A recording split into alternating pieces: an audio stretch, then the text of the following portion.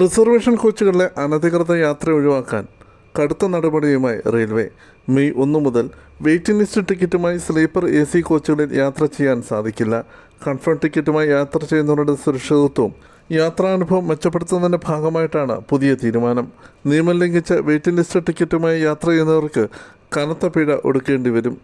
Waiting list ടിക്കറ്റുമായി ധാരാളം പേർ sleeper AC കോച്ചുകളിൽ യാത്ര ചെയ്യുകയും അത് മറ്റു യാത്രക്കാർക്ക് ബുദ്ധിമുട്ടുണ്ടാക്കുകയും ചെയ്യുന്ന സാഹചര്യത്തിലാണ് ഇത്തരമൊരു തീരുമാനം റെയിൽവേ കൈക്കൊണ്ടത്.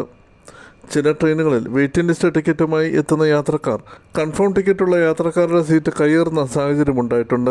മാത്രമല്ല, വെയിറ്റിംഗ് ലിസ്റ്റുമായി എത്തുന്നവരുടെ തിരക്ക് മൂലം കമ്പാർട്ട്മെൻറ്റ് നിറയുന്ന സാഹചര്യവുമുണ്ട്. പുതിയ തീരുമാനപ്രകാരം വെയിറ്റിംഗ് ലിസ്റ്റ് ടിക്കറ്റ് കൈവശമുള്ള യാത്രക്കാർക്ക് സ്ലീപ്പർ അല്ലെങ്കിൽ AC കോച്ചുകളിൽ യാത്ര ചെയ്യാൻ അനുവാദം ഉണ്ടായിരിക്കുകയില്ല.